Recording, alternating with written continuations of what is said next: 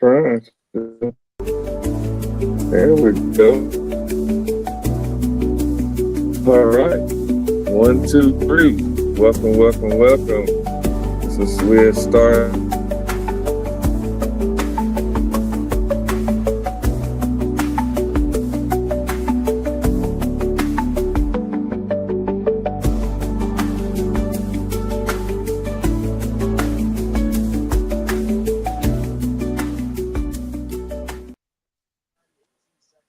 Welcome, welcome, welcome to Stars Talking Cowboys. I'm one of your hosts, Sean Fox.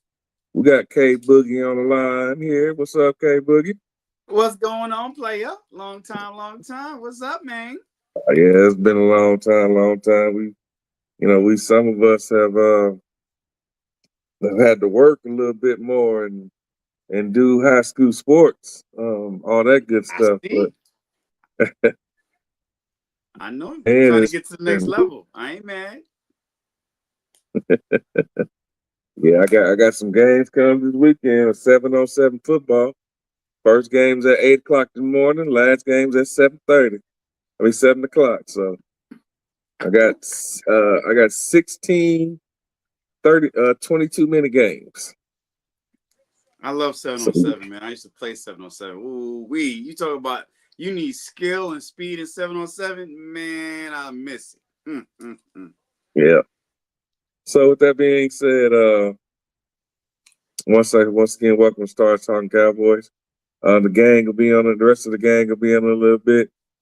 I haven't got a chance to talk about the Super Bowl yet. I know, I know a lot. I know the Super Bowl was last week, but I haven't really got a chance to talk about it.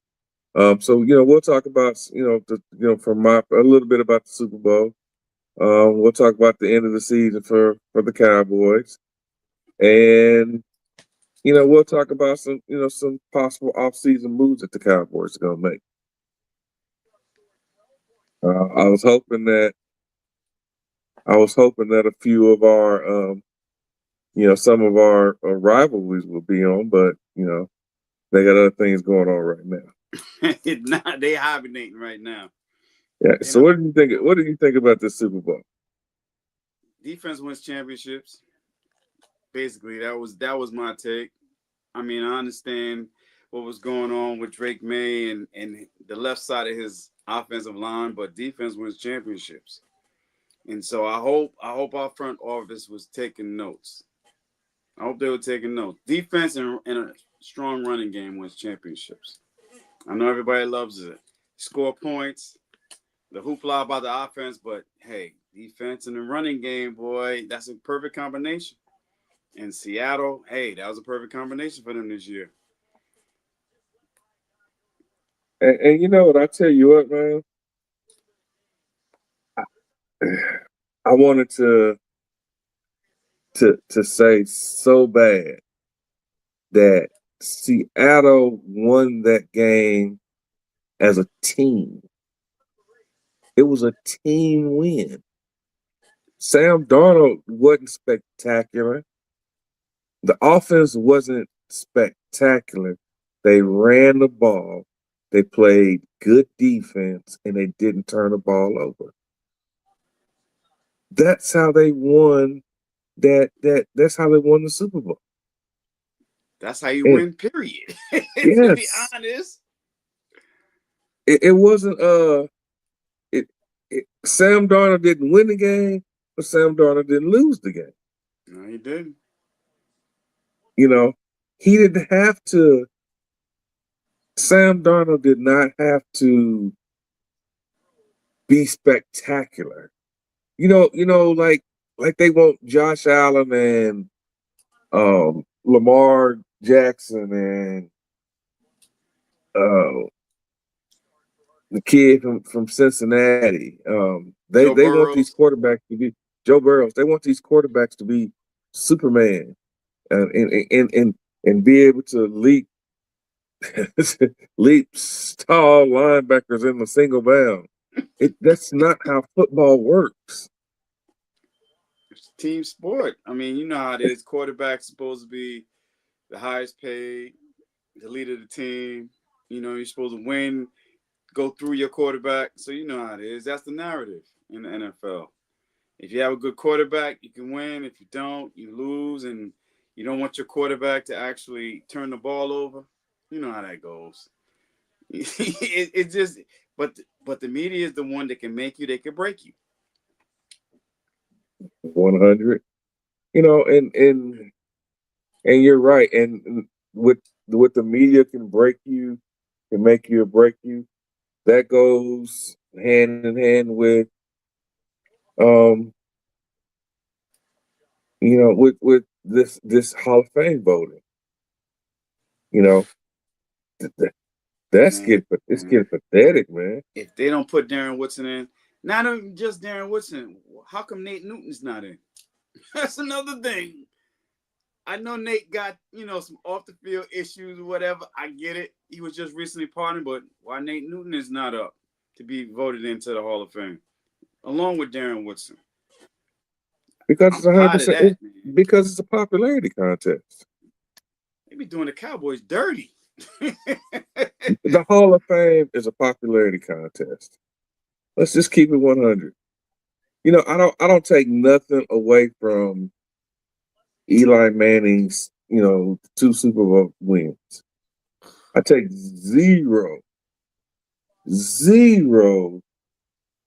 you know, I mean, I don't, I give him credit for being a Super Bowl winning quarterback.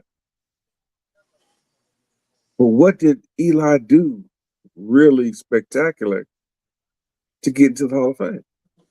His last name And that one play. and his last name. That's it. His last name, baby. You know That what I'm one saying? play and his last name. But like I said, but I'm not going to take away from him being. I'm 100% not going to take away from him being a Super Bowl winning quarterback. He every you know I don't want to say every accolade he gets, but he wasn't the reason why the Giants won the Super Bowl. The defense and Yeah, the running. yeah. I get, but Darren Woodson not getting into the Hall of Fame. And I'm not saying that just because he's, a Cowboys. I'm saying it because he's a decent player.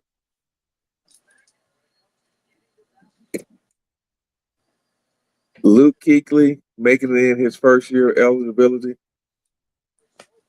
Luke is good though. I'll give it to I him. Luke think was good, but Darren Woodson was better than Brian Dawkins, and Brian Dawkins got in. And I'm saying to myself, wait a minute, hold on. Darren Woodson was a linebacker. They drafted him as linebacker, switched to safety, ran a 40 and 4.3. The perfect slot safety corner. He played linebacker for you. I'm like, wait a minute, time out. How you not gonna put that man in the Hall of Fame?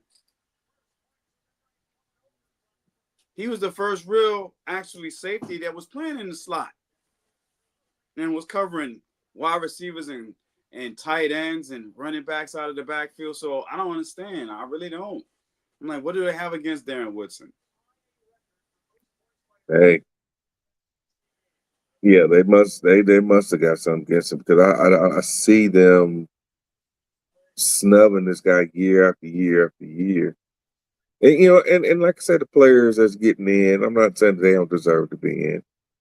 Drew Brees, he deserves to be in. Larry Fitzgerald, he deserves to be in.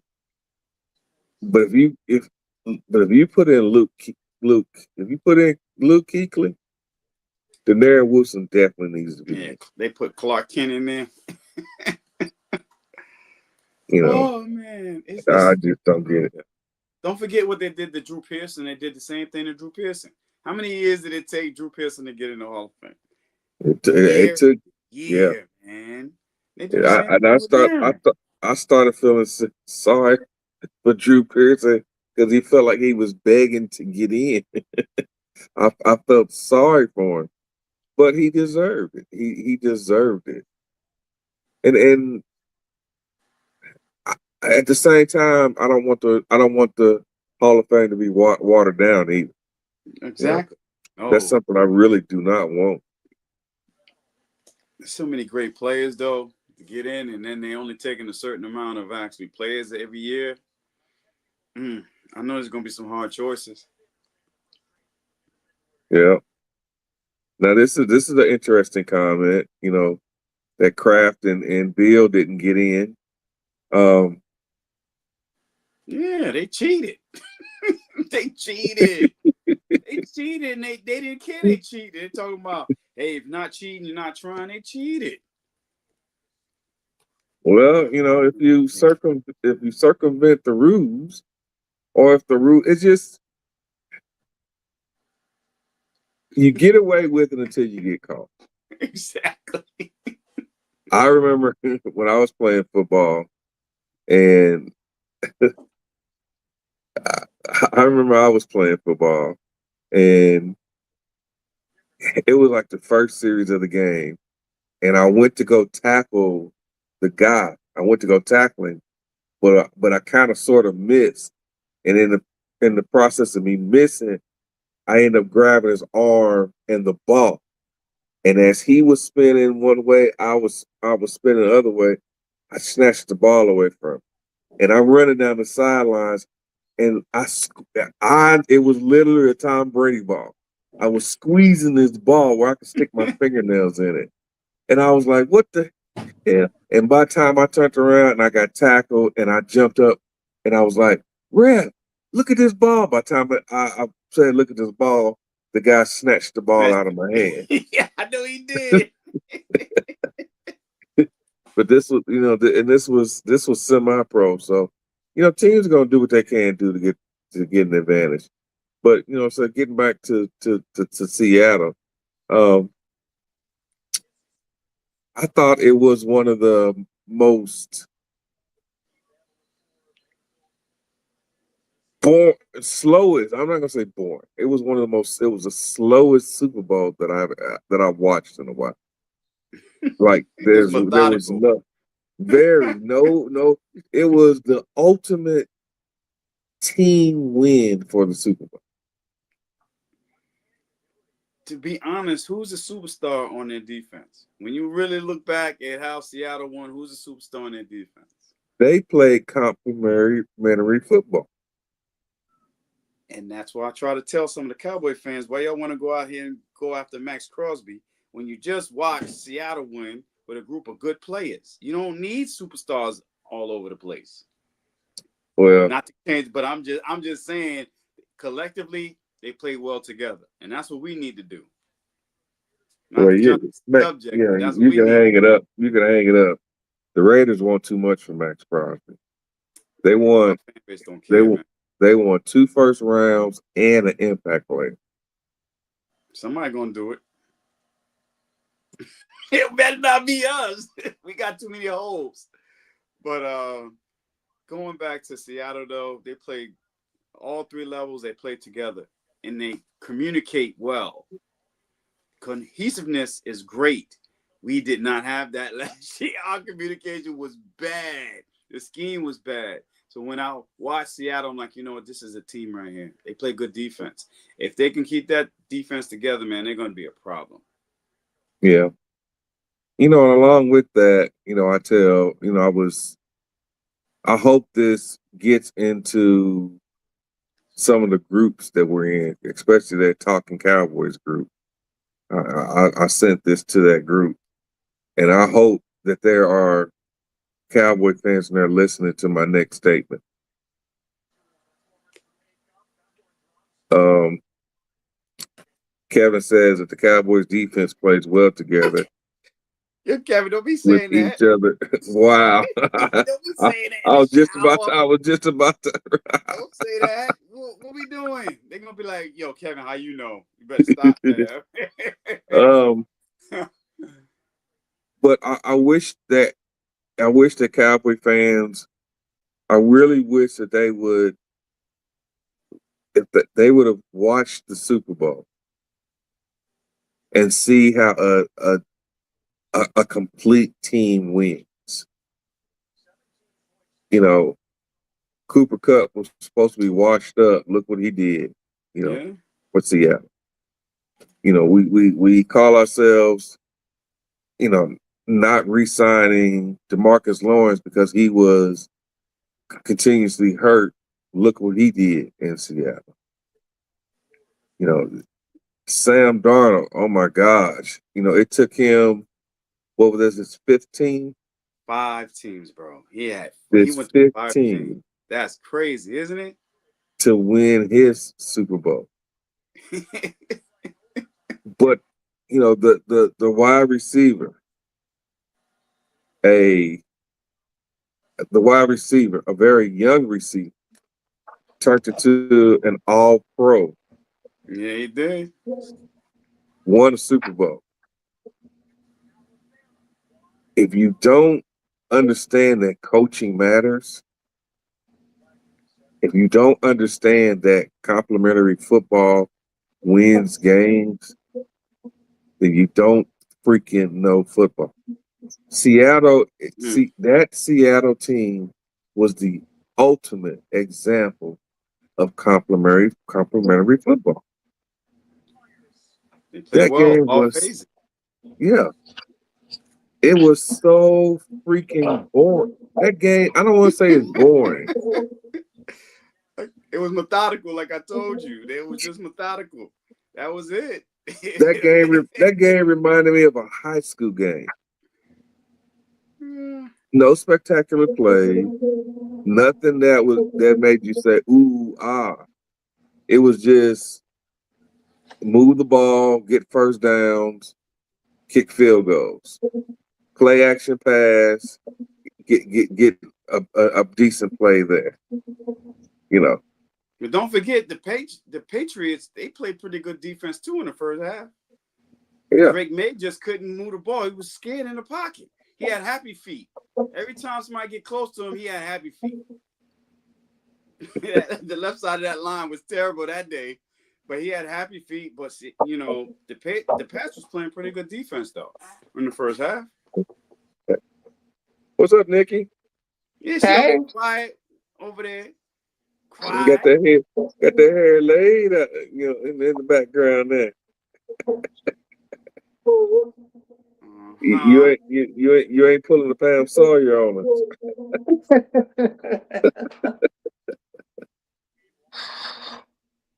That look. Uh-oh. There's my fit. There you go, Nikki. You see, you here for that.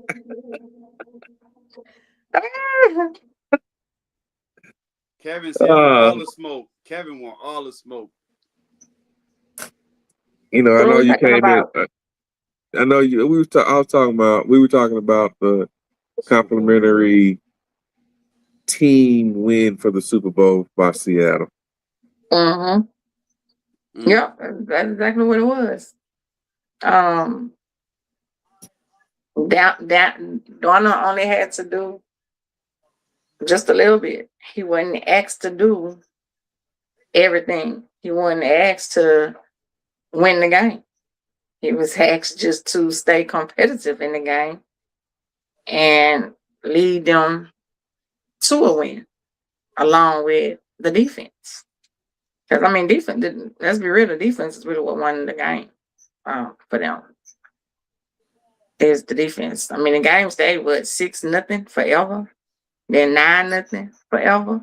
So Patriots had a good defense too. I think this Super Bowl was the tale of two defenses, but it also was the tale of a more experienced quarterback in this type of game, and more experience.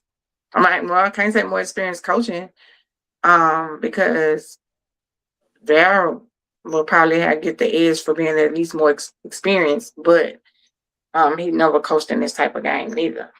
But I think Seattle came with a plan and they stuck with it. They didn't get rattled just because they were getting field goals, because they knew eventually their defense was going to step up for them, was going to make a turn in the game for them.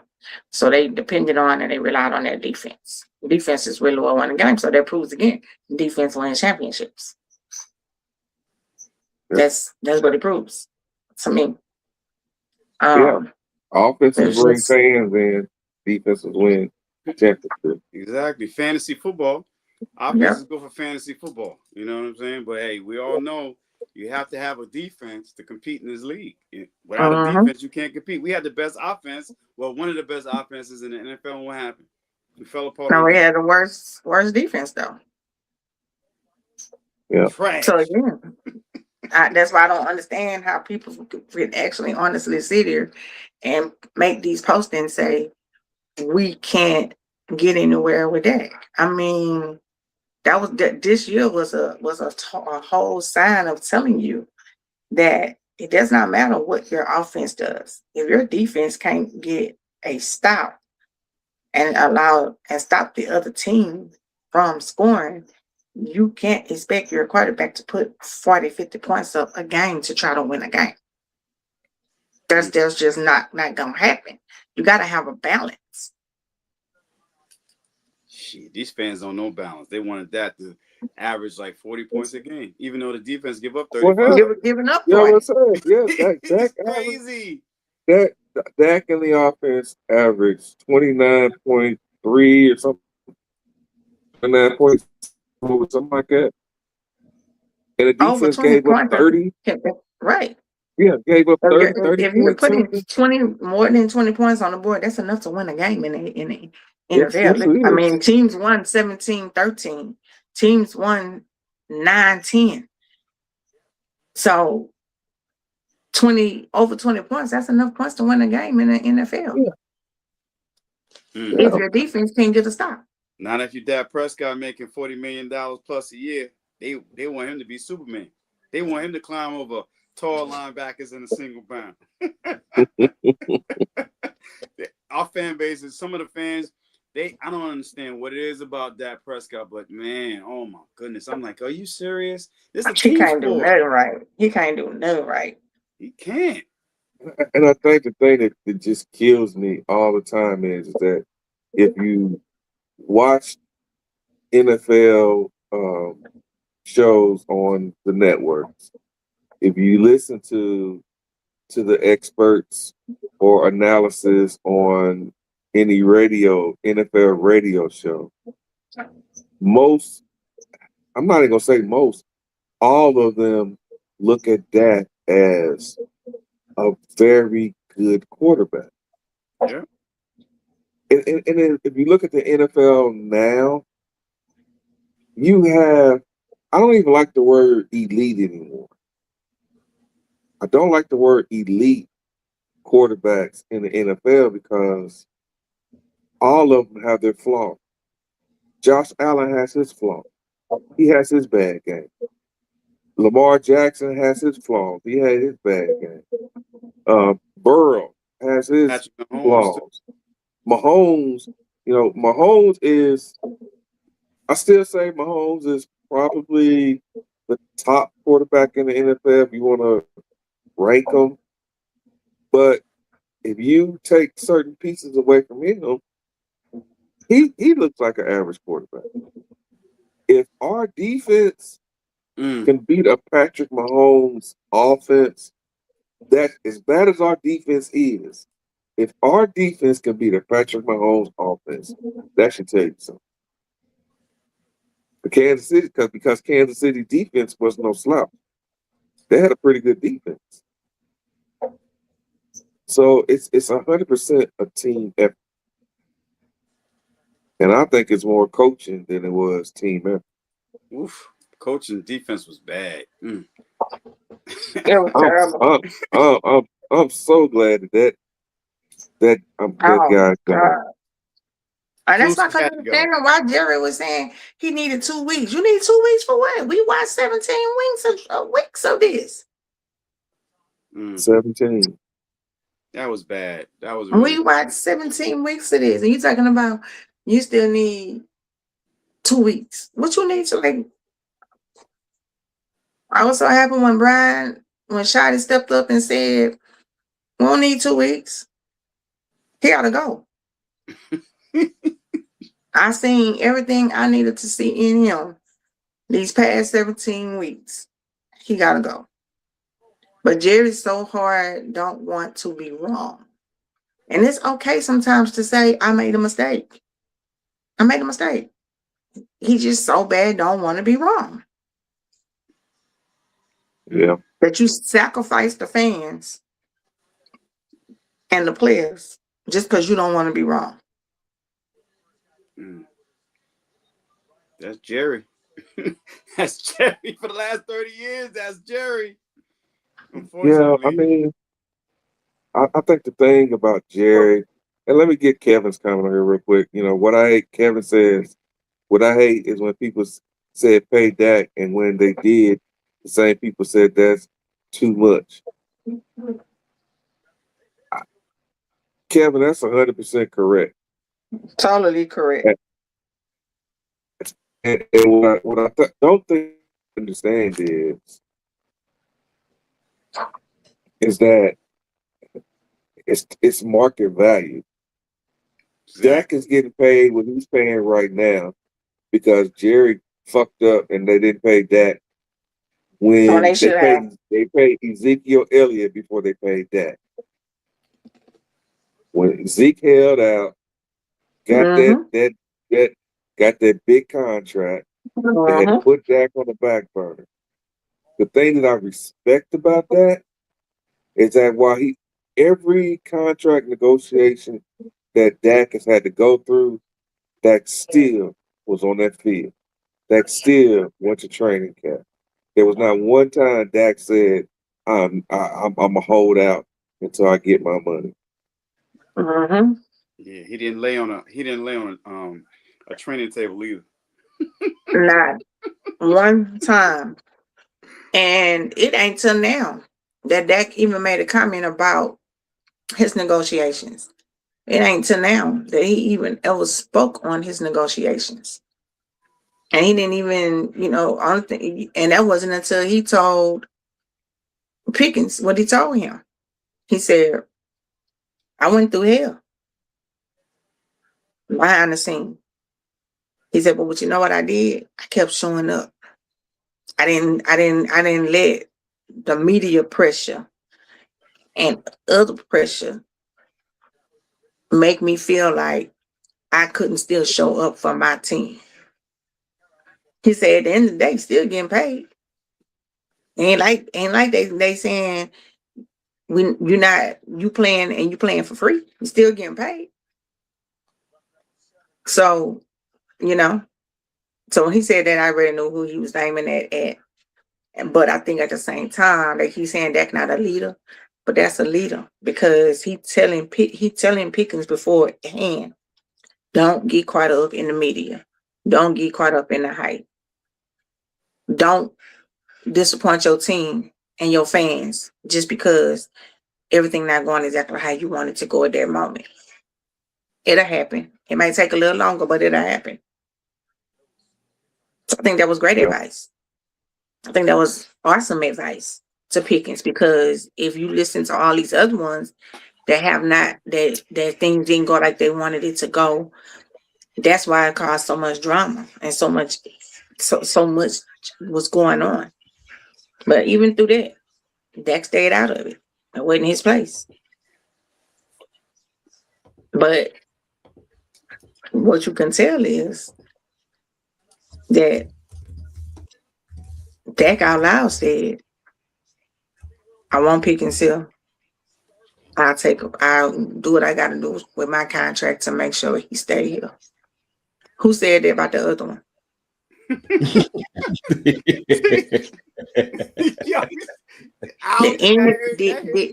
Did anybody come forward?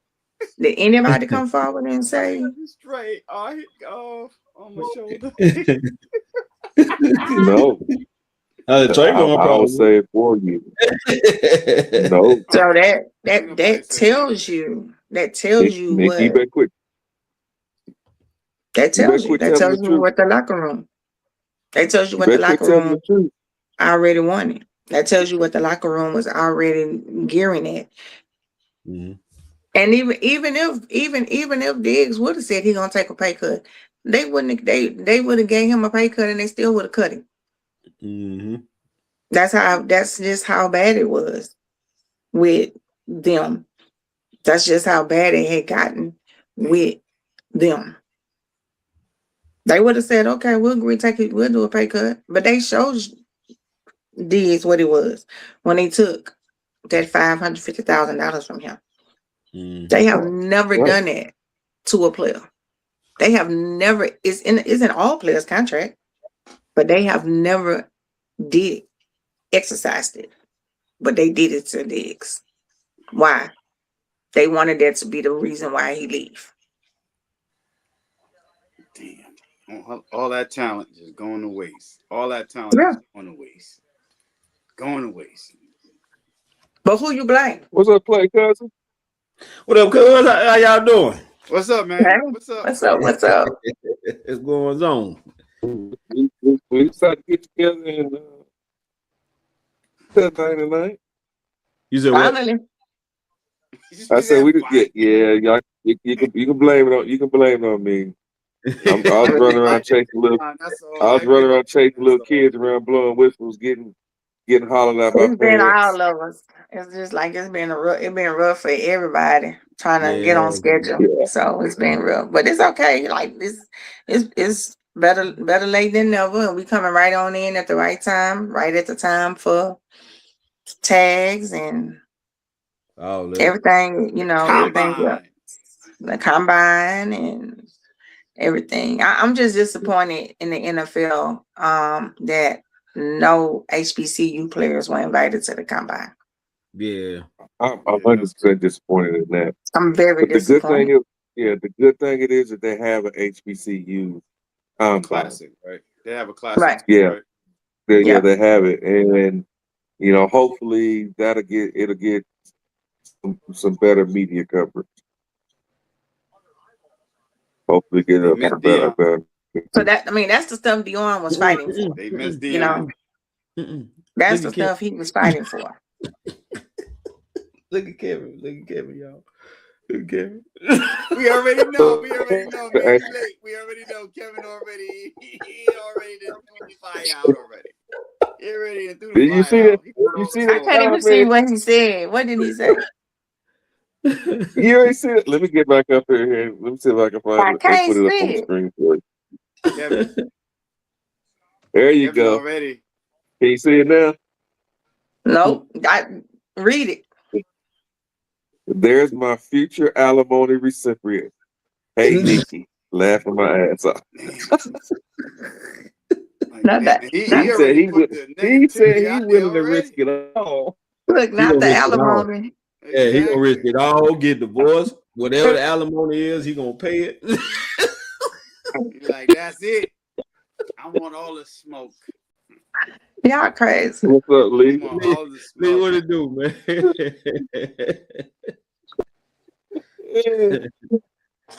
Oh man. But yeah, this is gonna be the time of the year where it's gonna be a lot of rumors. There's gonna be a lot of cuts. It's gonna be a lot of Cowboy fans want everybody getting every free agent that is. I'm gonna have to take me some medicine. I am so tired of seeing. Oh, they just released so he would fit nice for a team, and we got 3 of them already. You know, Tyreek Hill was killing me though. So did y'all not see? I don't want that. I don't want Tyreek. Did y'all not see the knee injury? Like, did y'all not? Yeah, see that's what I was talking about earlier. Yeah. I was like, "What are you talking about?" He's not going to be the same. What you talking about? Right. And like, even if you saw when he was walking through the airport, he's still walking with a limp. Yeah, like that knee blew up. His knee was done. Like it was bad. I don't even think he's gonna even be the same. Dude, I'm talking about the speed is it's gonna be a minute. If he does get back up to the same speed, it's gonna be a while. It's gonna be a while. At least a year and a half, at least. Yeah, because I don't even think he's gonna be ready for the season. To be honest, he might have to sit down. Period. And I doubt if any team is gonna pick him up and then have to start paying for that recovery. Yeah, Kansas City might. You know, Kansas City or Buffalo. I think Kansas City or Buffalo. I mean, it's not nothing he can do. He would be able to do with either one of them right now. They already said that he probably Right. wouldn't even. He won't be ready for the season, and if he did play, it wouldn't be till late in the season. Mm-hmm. It would be late in the season. The doctor said how bad his knee was that some of them felt as though that he probably should have contemplated retirement. Like, yeah, he might have to sit down like for good. Like that was bad. That was really bad.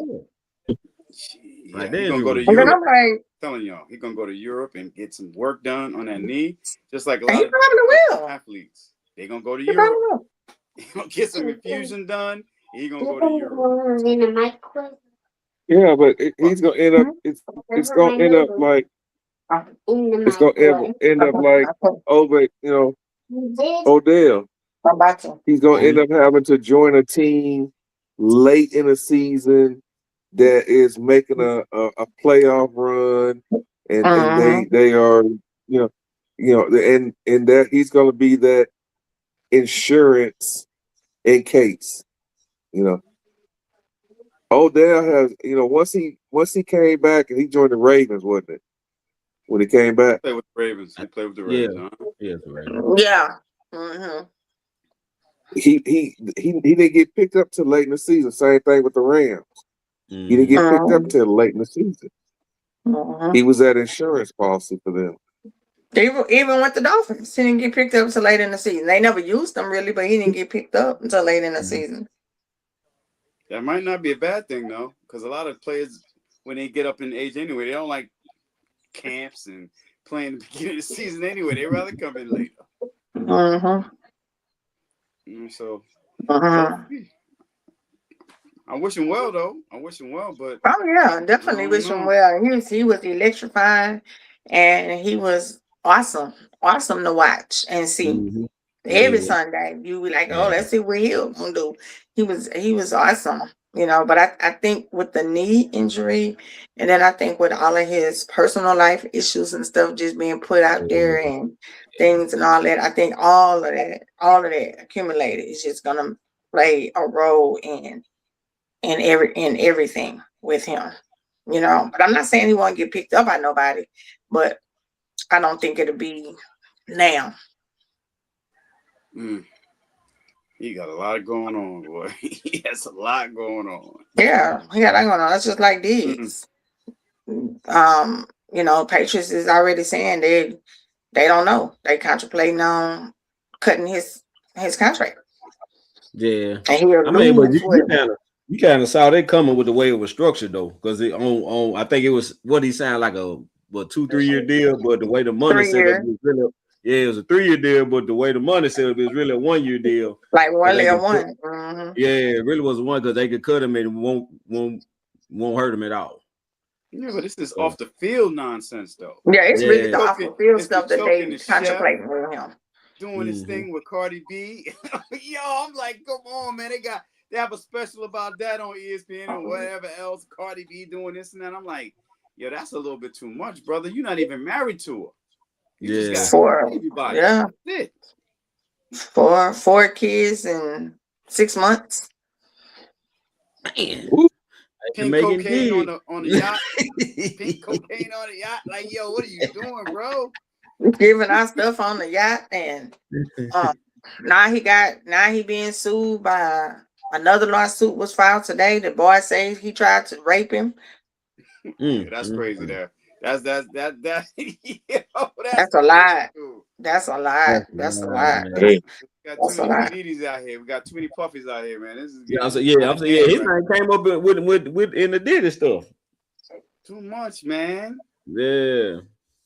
I don't know. But I know we can talk football, but we can kind of dip off into that little situation what happened at the Super Bowl with them. Coming from all you keep hearing is that this was wrong. My only thing I give him wrong for is I feel like he should have had the conversation with her beforehand. And he shouldn't have tried to be slick about it and sneaky about it. I think he should have had the conversation with her beforehand and told her. From what I'm understanding is that the baby was supposed to be with his mama. And then the girl turned around and said, if I can't be there, my son can't be there. So that's how she ended up there at the game. But he tried to keep it respectful by keeping her and Cardi separated. But you had to know they was gonna aim the cameras and all that stuff on it, whatever. Mm-hmm. And then I just think he handled it wrong. I think he should have had a conversation with Cardi. He should have told her, and he shouldn't have blindsided her with it. But at the same time, Cardi knew what she signed up for. She was gun ho on trying to get over Offset. She was gun ho on trying to make Offset feel the pain of not being with her, losing her, or whatever. And I just think that she reacted too fast with stuff. I don't think she really took the time to really get to know Diggs. Diggs didn't get the time to know her. I just think it was all about this big publicity. They easily went from the Taylor Swift and Kelsey thing to Diggs and Cardi B. Yeah, they did. That's what it went to. So it's just like, that's just it for me on it. I just think I think they both played a role in everything that has happened to them. I'm not giving Diggs the blame and the fault at all, because I feel like the only thing I said is I just feel like he should have told her. Mm-hmm. He should have told her and not surprised her. But Cardi knew what she signed up for. Like you was just in the kitchen on the video saying Barbara and Shirley. Listen, don't forget it's the Super Bowl too, so he couldn't mediate everything. He's getting ready to play in the biggest game of his life. Yeah, he got drama, baby mama drama all around. It's like, I can't deal with it. I'm trying to help my team. So let's just keep it 100. Let's just keep it 100. Yeah, let's just keep it 100 right now. He was a simp that weekend because he let. There's no way in hell I'm going to let any woman. I don't care. How you gonna let you got a baby with this woman and you on national spotlight dating this woman and you gonna bring them to the Super Bowl together? He's trying to make everybody happy. He didn't want no drama. I'm gonna tell you what I think he was trying to do. I think he was trying to get an extra player on the field. That's what I think. And I think if they had won the Super Bowl, I think he may would have pulled it off. I think he might, because everybody would have been happy he won the Super Bowl. Hey, let's all go celebrate together, right? I think he tried that and it kind of backfired on him. What you think? You want a poly relationship, my brother? You want that might as well be. He might as well. All these damn kids. He damn near there already. All these damn kids he got. Hey, you right about that. You want the poly, you got, baby. Yeah, I think he tried to get extra play on the field. What is it? 4 kids and how many months? Like 9? Something crazy at 10 months? Yeah.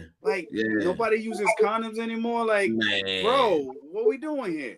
You're not gonna be a millionaire forever playing football. Like, come on. Shit. Especially not making babies like that.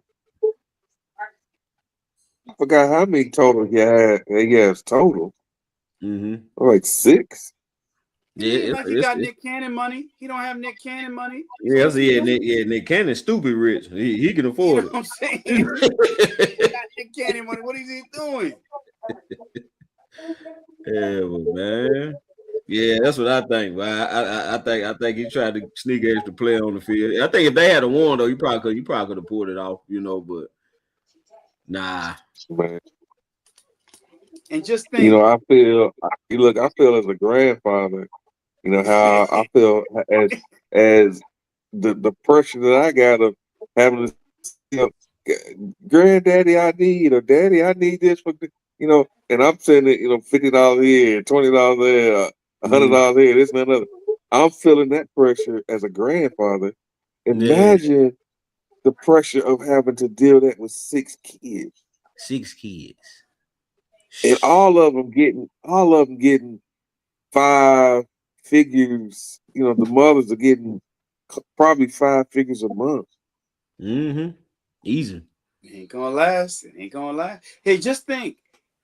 The Cowboy fans wanted him and his brother to play on the Cowboys. Ooh, man, we would have been destroyed. Imagine that drama. Oh my God! Could you imagine? That tells you the mentality of the Cowboy fan. Yeah. He was like, "Yo, Jerry, make it happen." I'm like, "Do y'all understand? 1 digs, 2 digs, man. I don't understand." Oh man, that would have been. That would have been something else. That would we would have a lot of problems. We would have a lot of PR problems. Because his brother, one of the cases, the lawsuits, Trayvon and his brother is included in it. Oh, wow. No, yeah, one of the lawsuits. I think the one they filed today, and it's his Trayvon brother. I mean, Trayvon and their brother is included in it. Yeah. I just think it would have been a little bit too much. Then you sprinkle the other one. You sprinkle the other one in. Mm-hmm. Like you would have had a whole locker room chaos. Yeah. You would have had a whole locker room chaos, and I don't think we would have been as effective if we needed to be on offense with that much going on. I just think the other person name I'm not gonna say. I just think he's childish. And it was said plenty of times, but now that he's no longer with us, you can see the childishness in him. Yeah, it was and you can see that everything it's like he's so hurt and so bitter with Dallas that he just want to do anything he can to hurt them, affect them, or make them feel some type of way, or whatever. Like, what reason would you go around trying to recruit Pickens? Y'all don't even need a wide receiver. Well, y'all might use one, but y'all don't really need one. You know what I'm saying? So why would you even think that that's cool? Why would you even think that that's okay? And so that's one of the things that Dak was telling Pickens. Don't get caught up in it. Don't get caught up in it. Yeah. Oh, on a serious note, even on that note, Nikki, I've never heard Dak speak out that he really, really wanted a certain player. Dak has always said the politically correct thing. Yeah, he's never came out and said, I'll sacrifice to keep this guy. He did. And that's what they were saying. They was like, we have never heard Dak speak up for a player like he did for Lamb, and like now he doing for Pickens. Hey, he needs his wide receiver. Plus, he's getting older as well. So his basically window to get to the Super Bowl should be in the next 3 to 4 years. Yeah. So he knows the time is now. He has to actually make sure he has his weapons at least on offense. And we got to worry about the defense. Right. Because if you have your weapons and you keeping everything pretty steady on the offensive side of the ball, I don't think if you just got to go hard in on your defense, that makes it so much easier for your team to build. Yeah. Because you're not trying to do both sides, Yeah, you just focusing on one side of the ball. Yeah. Right. You just trying to do one side of the ball. Did y'all watch the defensive press conference today? Yes, I did. I read a lot of comments on it, though. I did. Yeah, I didn't get a chance to. You can fill me in on this one. About it. Yeah. Oh yeah, you gotta watch it. You gotta watch it. Cool. Yes, okay. I put it on my page. Smart. Yeah, I put it on my page. Smart. I'll watch it afterwards. Yeah, he's very smart. And the fact that he's saying that we gonna be playing 4-3-3, 4-5-2. Interchangeable. I like that. Yeah, he said we're not. He said we're not getting players just because of their name.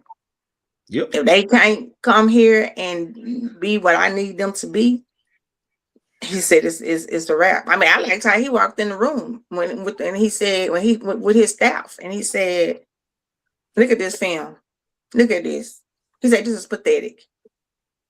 No way you should be a player in this league playing football like this. I gotta watch that. That's what we need, though. We need somebody with an outside influence to let us know what the hell is really going on.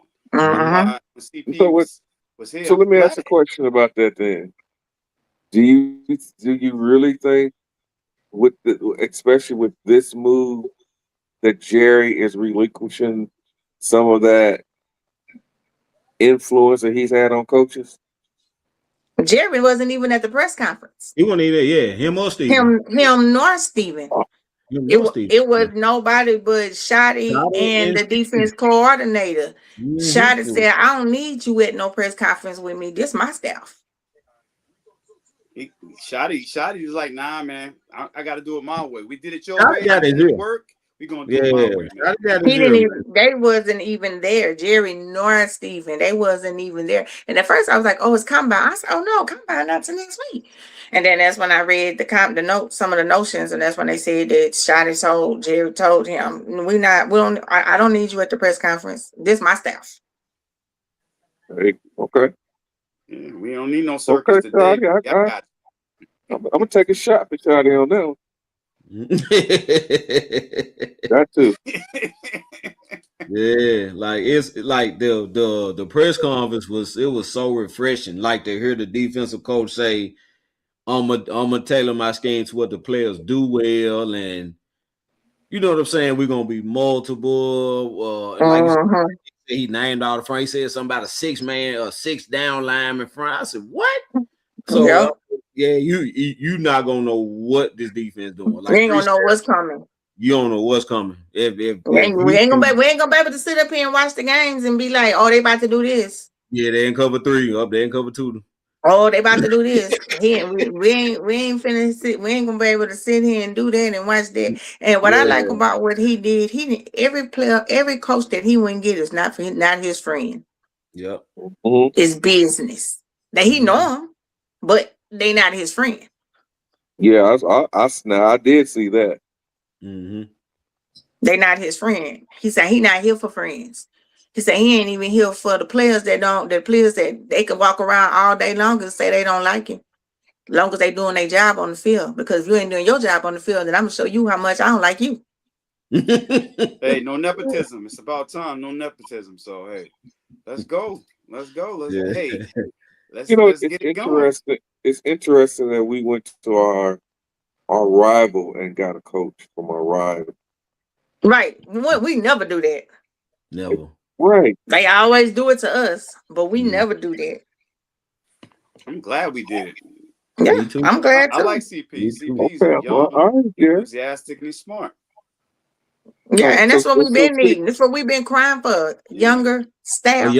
Thank you. Younger staff. This is what we've been crying for, a younger staff. You know, Jerry want to go get all these old players, you know, and act like they just know what they doing or whatever. That man said up there and said, he said Elperflus did not know what he was doing. And let's even take it even to a step further. They got a young black man. And made him DC. Hallelujah. Yes. You know, I don't want to make it about race. 100% right, I was just about to say that. Let's fix. Let me, because that's the first thing. Don't want to make it about race. That's the first thing everybody say. Oh, y'all making it out of race? No, we're not making it out of race. What we're saying is, no. If you've been a Dallas Cowboys fan as real as you say you have been, and you've been watching what's been going on with this team for 30+ years, however long you've been a fan, you will sit here and you can honestly say that we have never had a black head defensive coordinator with this team. We have had a coordinator on the staff, but they never was running a show, running their own show. Nah. So get mad all you want. Facts are facts. Yeah. Hallelujah. It's not about race. It's the facts are the facts are the facts. I mean, it didn't stop us from being fans, but we noticed it. We know what was going on. Yeah. Now we just gotta add the players now. That's it. We just gotta add the right players. Add the right players to this defense. You know what? I don't think this cupboard is as bare as a lot of people would like to say. I just think the scheme was so bad last year it made everybody look bad. Terrible. Yeah. Yeah, but I thought about that too, I but think we man, I got don't some know, pieces. bro. Murray Come on, got to Mr. Cowboy. go. Come on, Mr. Cowboy Nation. Use the right word for that. That's the scheme from No, last year. Mary's terrible. Mary's terrible. Murray and Sanborn is terrible. They got to go. I'll say it for you. It was Yeah, fucked up. yeah, Mary's terrible. Damn. That scheme was scheming, boy. That scheme was scheming. I'll say it Man. for you. We don't have we're not on the PG network. We can say that it was fucked up. It was horrible. It was horrible. It was terrible. Uh, That scheme was bad, man. No Big trash. communication. Big Players didn't trash. know we were in the zone of man. That Detroit game, like I told you, exposed that whole damn thing. Not the Chicago game, but that Lions game. I said, Lord have mercy. What is going on around here? That's crazy. all right, But so we, let's. you know what? We still need speed, though. We need more speed on this team. On the defense, we need more speed. I'm telling you. Speed is the name of this game in football, man. Look at the Seattle on the back end. We need some speed on the back end for sure. Yeah, we need some speed on the back end, especially at the safety position. Yeah. I want to change gears real quick, because we talked about it all season long. And this is AJ Brown's situation. The news is out now is that he wants to go play in Buffalo with Josh Allen. He's officially saying now that he wants to trade out of Philly. So it's official now? No, he said that he wants to go play with Josh Allen. I thought he said he wanted to stay. I don't know what he wanted to do. There's an article out here. I'm reading it right here. As of February 2026, Philadelphia Eagles wide receiver Greg Brown is subject to trade rumors connection to him to the Buffalo Bills. He said, he said he suggested that he's being unhappy with Philadelphia and he is interested in joining Josh Allen. They said other reports are saying that he wishes to stay, but this is saying that he essentially saying that he wants to go play with Josh Allen. Even if the story is not, even if it's not really Josh Allen, we said probably about a third into the season when Philadelphia their offense was just really bad, that there was some internal strife in that locker room with their offense. And then I think that we even said a few times that it's something going on with AJ and Jalen. That situation in Philly, you go from winning a Super Bowl and having a running back who essentially could have broken the all-purpose. He could have broken the rushing the rushing yard record. They had an offense that was single season record. Yeah, single figure, all-purpose yards and all that. To what to the crap they put out this year. And as the season went on, it was because one person wasn't happy. And that was Josh Brown.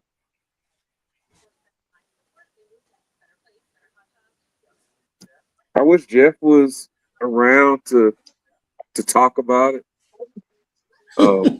Because he has a little bit more insight on it, but what do you guys think about that situation?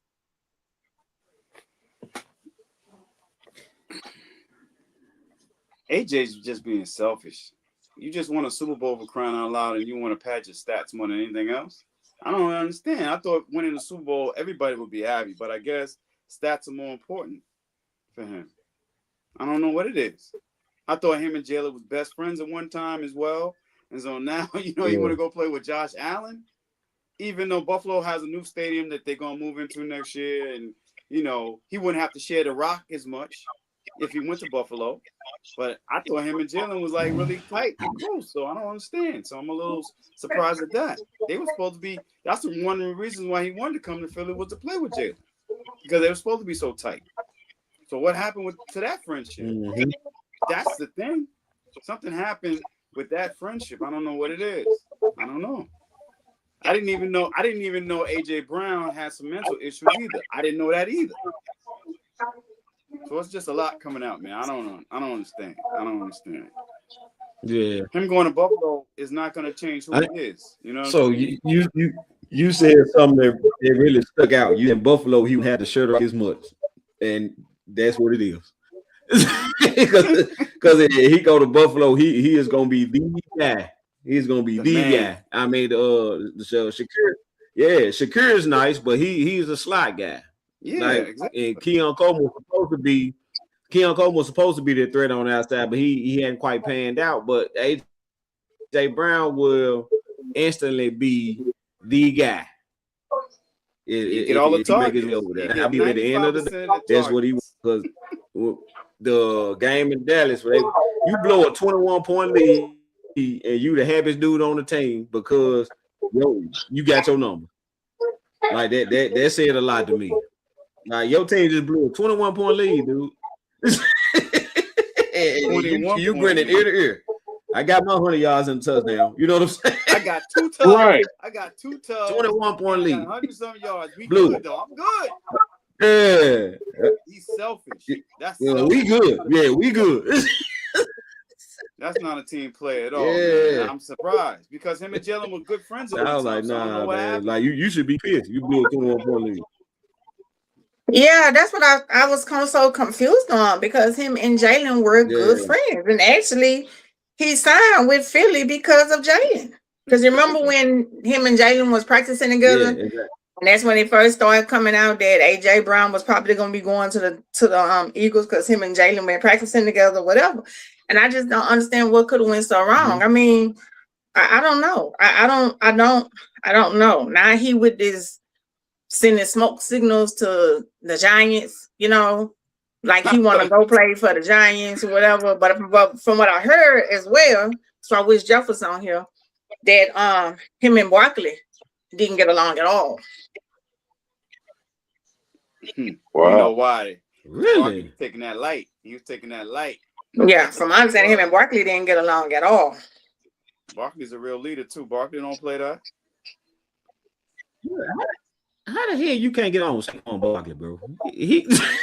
Saquon Barkley got to be one of the nicest, most classiest guys in this league. He's selfish, man. How the hell you can't get along with him? But that was why they got rid of him in Titans. Come on, dude. This says a lot. Or New England. Yeah. Or he might go play with New England because of Mike Vrabel. That's another thing. If they get rid of Diggs, he could get traded to New England. Mm-hmm. Yeah, but I know he definitely want to leave. He definitely want out of Philly. I saw that too. That on the Patriots or league to AJ Brown. Yeah. AJ Brown, boy. I mean, he's good and all. They need the bona fide number one too. So how many drops did he have last year? Yeah, because he didn't dislike the Titans because of Vrabel. He disliked the Titans because he didn't like Tannehill. Yeah, he didn't like the quarterback. He didn't have a quarterback. Yeah, he didn't have a quarterback. Yeah, he didn't like Tannehill. And to keep it a buck, he Schlick didn't have a quarterback in Philly. And that's probably why he ready to get up out of there. Hold on, bro. You can't tell them Philly. I mean, like this, it's been what we've been saying. Jalen is a running back turned quarterback, and I understand. People get mad about it, but it's the truth. He's a running back turned quarterback. You better have some Philadelphia fans outside your house with eggs. I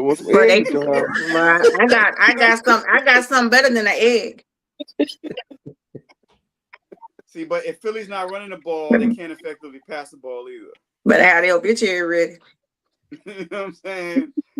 I mean, I love Jalen, but hey, he's been like that in Bama when he played for Bama. If they're not running the ball, he can't really pass the ball effectively. That's just how that goes. Right. And that's what happened. I mean, even in the playoff, even in the Super Bowl game, you know, yeah, he was the MVP, blah blah, whatever say. But I'll rights and credit to Philly, they had a dominant D line. They had a dominant O line. They had D line. They had a dominant D line, dominant O line. That's what beat the Kansas City Chiefs. That's what beat them, because he had an O line that allowed him time in the pocket, that allowed him the time he needed to escape, allowed him to run. That's how they was able to have so many run plays. And okay, let's talk about it. You're right. They missed Kellen Moore. You're right. They missed old Kellen over there. Yeah. They did miss his play calling. They missed his creativity. They missed everything about Kellen Moore. They missed Kellen Moore. To be honest, I don't know. They would have to make some major changes this offseason and stuff for me to be like, oh, they can be back in the running, because their time is slumping. The salary cap gonna catch up to them sooner or later. Just don't know when, but it has to. Oh, it's coming. You're right. It's coming. Yeah, ain't no way they can keep all the players like that. Ain't no way. At the system that long. Yeah. Wow. Yeah, and so what y'all think about the OC house, Sean Mannion over there? I don't even know. To be honest with you, how much different he's gonna be from the previous OC? Is he creative? Does he run with motion? Does anybody even know? I remember him playing as a player, and he wasn't all that good, right? So, and the thing with Kellen just didn't have the arm. Like when you watch Kellen Moore play, you can tell he can see everything the defense was doing. He processed it well. His arm just couldn't do what his brain was. You know what I'm saying? He didn't have the arm talent. Yeah, you go back to his Boise State days. Kellen Moore saw it very well. Yeah, you go back to his Boise State days and see that he processed an offense very well. You know, there were reports that his last 2 years there, he essentially was almost his own offensive coordinator. You know, so it was there. I'll give him credit where credit is due. I just think that he did not become a good offensive coordinator until he ran the ball. Yeah. You know. Yeah. I think speaking about Sean Mannion was like, Kellen Moore. Oh. Yeah, Kellen Moore.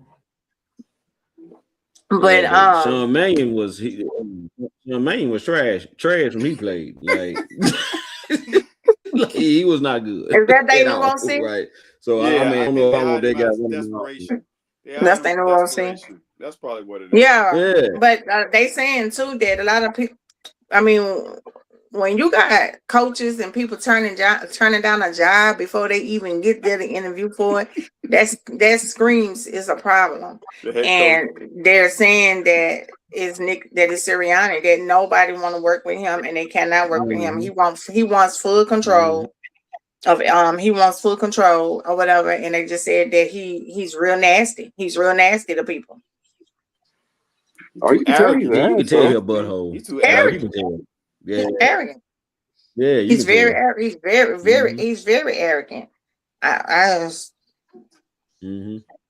He won a Super Bowl, went to his head. He went to 2. Forget it. It's a wrap.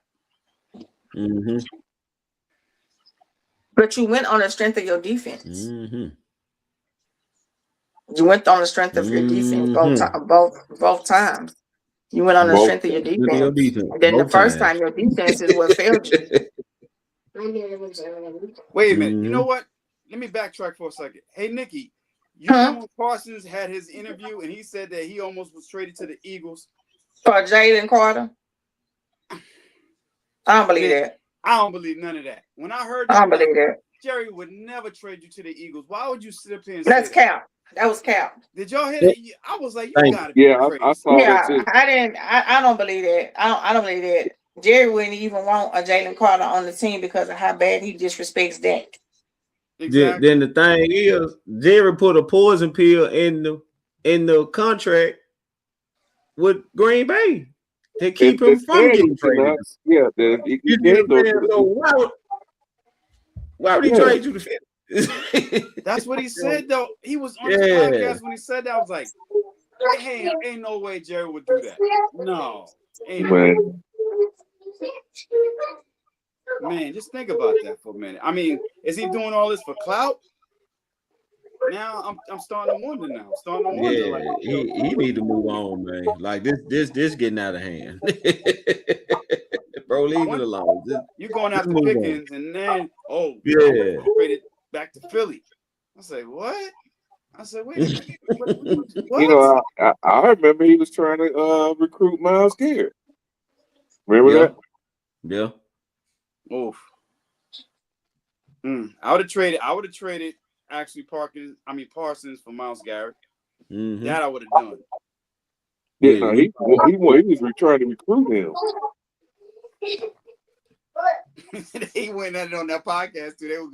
Myles was giving it to him, boy. Man. Myles was giving it to him. Man, I said, them Cowboys fans don't love you no more, bro.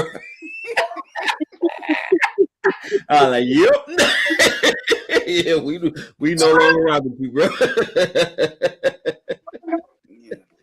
You cannot play Jerry Jones and play possum through the media. You can't do that. Nah. You can't do that. And I hope Pickens keeps his mouth shut. Don't say a word to the media. Don't say a word to anybody. And just let his agent and Jerry hash this out. Well, this is the thing I think Pickens got that Parsons didn't have. Pickens got that wants him there, that has gotten his money from Jerry in his ear, right? This is how you do this. This is how you do that. I'm willing to bet out to Tequila Mexico Dak is coaching Pickens through this situation. Mm-hmm. I hope so. And then at the same time, I think Dak is in Jerry's ear saying, "Look, yep, you got a chance to take to restructure my contract, do this, do that, blah blah blah." And King Naughty, you made a good point earlier. Pay Pickens, get us another tackle, and your offense is set. Mm-hmm. Now you can take the rest of that energy and focus on the defense. Mm-hmm. Exactly. You already got the offense there. Yeah, offense good. Offense prime rib. You don't need to do nothing. It's the defense. Do nothing. But let's see what happens. Let's see. Jerry, he loving Mike. I told you he's the mumble rapper of the East and the West and the North and the South. I told you. You put a mic in front of him, he gonna say something crazy. Yeah, but to not see him at that press conference today spoke volumes. Like it spoke loud, bro. I was like, what? So you just it's just Shot and CP up here? Like then one of the reporters was like, what's Jerry Stevens? Like, what's going on? Like, what? Then he was like, well, they was involved and he did a good job trying to cover it up. Shot did. He was like, they were very involved in the process, yada yada yada. Them not being here doesn't mean anything. They're very excited, but everybody noticed, right? That's because that's how long was the press conference? It was like for an hour, right? It was I think so. Minutes an hour. Yeah, it was an hour. It was an hour. I know Philly fans are upset right now. Boy, man. Boy. They are hot right now. Because I think he was gonna take over for Fangio, man. Right? Fangio wanted to retire and they talked him out of it. Yeah. Old boys CP was trying to take over for Fangio. I think Fangio was finna sit down and CP was gonna take it. He was. Yeah. They said he was, and they said Yeah, we swoop right on in there. Let me get that. Not anymore. So Not that's anymore. why I'm glad that CP is here too, because he knows everything in regards to the defensive backs, where they're supposed to be, how you teach them, what coverage to play. So that's a good thing. I'm gonna tell you what else, what other type of knowledge he got. He got knowledge of Jalen Hurts, what he like to do, what he don't like to do, Yeah, what that he's too. good at, what he's not good at. That's what I really like about it. He got knowledge on all it in his defense too. He has knowledge on everything. Yeah. But we don't really need it because we can beat Philly. I mean, we really don't even need it anyway. Because we should have beat Philly twice last year anyway. We should have swept them with the 32nd ranked defense. Yep. Damn lamb in his hands. But anyway. But I'm glad that CP is here. Jerry Jones just move out the way, let CP do his thing. He's going to also influence the draft. And that's another thing too. Do we go cornerback, safety, defensive end? What do we do with the 2 picks that we have? Do we trade back, whatever? But CP is going to be actually there to influence the draft, just like all the other defensive. If I had 2 first-round picks, do you know what I would do with those 2 first-round picks? Take the best defensive player available. Whatever the best available player is, because we need help on all 3 levels. We need another defensive end. We damn sure need linebackers, and we damn sure need back end help. So if you could pick up 2 of the best defensive players left in the first round with the 2 picks that you got, everything else after that is just great. All right, hold on.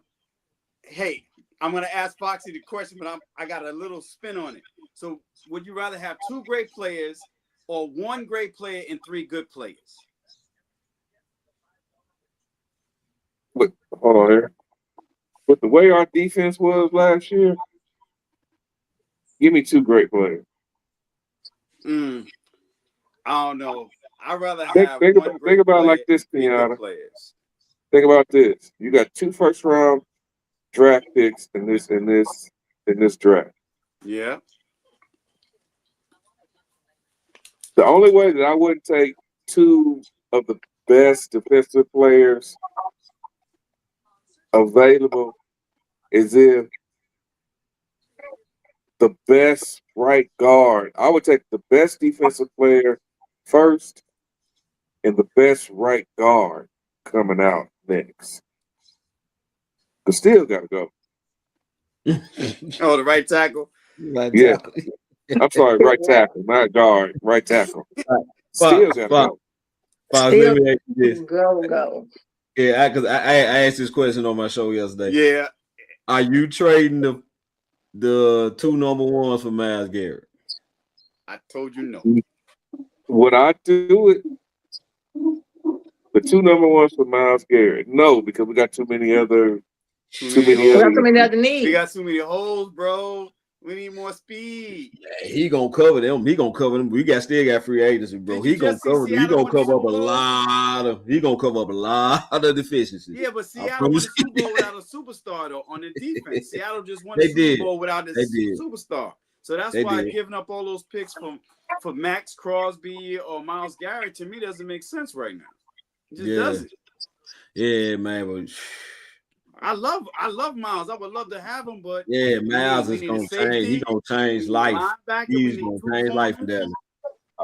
He needs too much on the defense. I think he is 100% the defensive player of the year. I think he is all this and that and other. But I think if we'd be in the same situation that we were in when we had Micah here, we ain't got nobody else to cover it.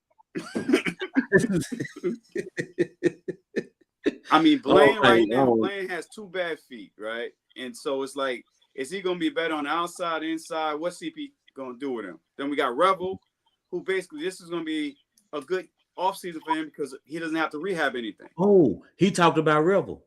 Yeah, I know he scouted him. I read that. He talked. Yeah. So I'm telling you, dude said about Revel. He said he liked the way Revel makes receivers disappear in press man coverage. That's what he said, verbatim. And what did something that we did not do. Something that we did not do all freaking year, except for all year last year, except for a few plays there. Was loose, baby, because Flus was loose. I just don't get it. Flus was loose, baby. Yo, I'm just saying, how you gonna play zone when all your cornerbacks are man? All your cornerbacks, man. like that doesn't make sense. Like, what are you doing? And Jerry told Monson, "Oh well, hey, no, he's the wrong guy for the job." Mm-hmm. Think about that for a minute. If you have press man and you're gonna play zone, they're gonna be on an island lost. Yeah, for real. They don't know what to do. Mm-hmm. Yeah. So that's why I'm glad CP is here. I'm glad CP is here, but I don't know, Fox. I mean, I'd rather use the 20th pick to trade down, so I got more picks in the 3rd and 4th round. But I still have my other first round pick, but it being in the lower half of the first round. You see what I'm saying? Because that's the thing. We have so many holes that we can't keep restructuring contracts either. We can't keep doing that either. Well, let's go back to the let's go back to the year when we needed quarterbacks, and Carolina and Denver picked up the two cornerbacks that we needed. And those two guys are playing those two quarterbacks are playing hella football right now, still to this day. We did what we had to do and picked up Parsons, right? Yeah. We traded down because now we get in a situation where I think our first pick in that round, I think we'll be able to get a hell of a player because there's a lot of good defensive players out there. Yeah, at all three levels. So we should not miss on our first pick. Now, once we get down to that 20th pick, if there's not an impact defensive player out there, I would do exactly what you would say, Kenyon. And let's trade down and get a couple more picks, in the 2nd or 3rd round. Maybe 2 3rd rounders. However it is, I would definitely do that. But if there's an impact player that's still left at that 20th pick, because I think it's going to be a quarterback and defensive players in these first rounds. In this first round. Now, if there's not a guy there that's an impact player, but I think there's going to be one there. I think there's going to be one there.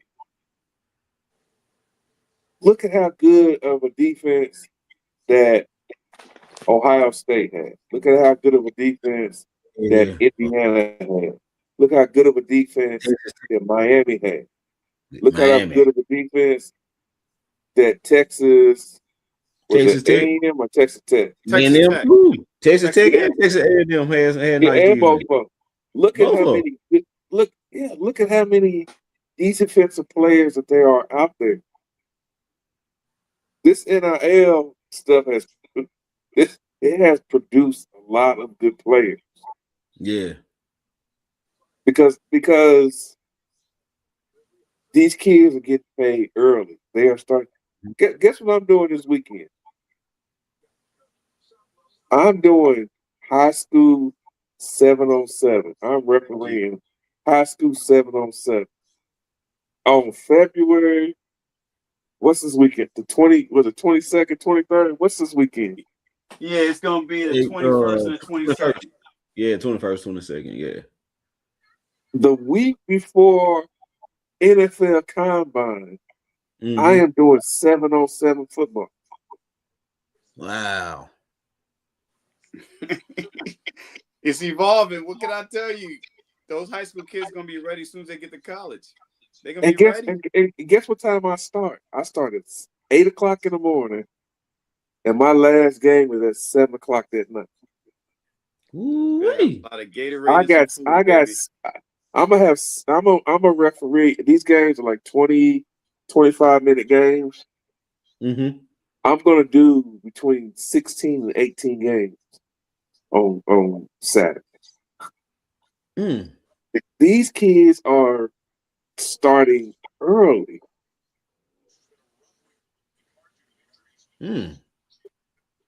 So that's these kids. I mean, so this is some of these guys are getting NIL money. Hey That's man, it that's is what's what up, it is. bro. We do the same thing in basketball. I think that's a good thing though. A lot of people didn't like the NIL, but I feel like it was long overdue because these colleges been making a killing off these kids, man. They ain't getting a dime, wasn't getting a dime of it. You know what I'm saying? So I think it's only fair if you making millions of dollars off of their hard work. I think they deserve a slice of the pie. The only So thing is, let right, me ask a question on that. Mm-hmm. What do you think about high school players getting paid? they can get paid. They've been getting paid though. They've been getting paid. NIL started with basketball. I can't remember Really? the kid's name who got the Yeah, first deal, but they're they've been getting getting paid. paid. They're getting paid. They get paid, brother. I know Georgia approved for high school players to get paid. I'm glad. It's really, How about that? it's the same thing, like on a smaller scale though, like because the high school they making money off of. That's the same thing. They making money off the basketball and football programs as well. So I'm glad though. I mean, the bad thing about it, like I was getting ready to say before, is that you won't have too many powerhouses for a long period of time now because of NIL and college football. You won't have it because we won't have another Bama, Ohio State, or Michigan like that anymore because of NILs. All these players want money now. Texas, they want money. They're like, oh, you're not paying me? I'm going to another school that's going to pay me. That's the bad thing about it. Saban wants to put a cap in there. The president, with his meddling behind, is going to put Saban in charge of that. Like, why don't you mind your business, man? It has nothing to do with you. Like, for real, what we doing here?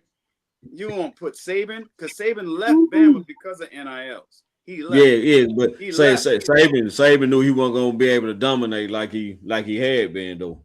That kind because that changed everything of the NIL. It does, especially football. Basketball, it does a little bit, but football, it takes over. Look at the transfer portal. The transfer portal is crazy. Crazy. I'm talking about crazy. I mean, these kids want to get paid. I don't blame them. Coaches get paid. And Dan said it best. Dan like if we can't get no commitment out of these kids, we start taking money away. Look, don't come to practice. $1,600. You saw that, right? I mean, that's how I work in the pros, though. Like you don't show up. You don't show up to work. We're gonna find you. I think Deion's taking it too far because if his sons were there, if Travis Hunter was there, he wouldn't be doing that. Yeah, but it wouldn't like it was when they was, when they was there. Now they may have contributed to how things are going when they left Jackson State and went to Colorado, and so forth and so on. But, I think he might contribute a little bit to what's going on now. But it still wasn't the same. It wasn't the same with what's going on now. These kids, as happy as I am that Indiana won the national championship, it was NIL and guys that was on 5th to 6th year, eligibility. You got players in college now playing with 8-year eligibility. Man. 6, 7, 8. Yeah. Somebody just got a 9th year, didn't it? Yeah, somebody got an 8 year, I think it was 8 years. I said, damn, dude, 8 years? Yo, what are we doing? Trinidad Chandler's at 6. 26. You 20, 25, 26 years old playing college football. Hey, you saw what happened in the NCAA basketball. A dude was playing in the G League for a year and then came back to play for Bama. You saw that? They cut that shit off quick. I'm sorry, excuse my language. They cut that off quick. So it's like, what we doing? I mean, damn, you got grown men out here playing these sports now. Nah, I promise. Like even Miami Hurricanes, the average age on the Miami Hurricanes was like 23.5. Indiana was like 23.7. I said, man, they both old. Yeah. I think Indiana's average age, if I ain't mistaken, That they was average higher than age. that. Yeah, I think it was like 23.9. I think that was older. They were older than the Green Bay Packers. Yeah. I think they had put them, because I think Green Bay was like 23.7 and they were like 23.9. Yep. Yeah. But think about it, though. I mean, if you're gonna allow kids to do it, they're gonna take full advantage because they want to get that NFL money. They don't want to get the NFL money. I don't blame them. If the NCAA gonna let you do it, I mean, I just feel sorry for the 18 and 19-year-old kids because their bodies are not mature enough yet. Yeah. Not like these guys. Well, a lot of these coaches aren't even recruiting high school kids anymore. Yeah. They want the transfers. Yeah. Not unless they 5-star. Not unless they 5-star kids. It was still some of them. They're not doing that. They're not recruiting 5-stars. They want NIL. They want transfer kids, and then they fill up their roster with high school. Mm-hmm. Now you got to be an astronomical athlete like the kid from Miami that was, what was he, 18? Yeah. 17. He wasn't even 18. He was 17. Playing on Jeremiah Smith. Or Jeremiah playing Smith on Miami. Ohio State. So Colin Simmons too. Colin Simmons nice too when he was a freshman. Ryan Williams from he fell off a little bit, but he fell off a little bit, but Jeremiah Smith and Colin Simmons, those two right there, when they were 18, their body types is crazy. So I'm like, damn, did they reclass? Because a lot of kids they reclass up and then they reclass down or whatever. So you never know. Yeah. Well, gentlemen, it's old man time.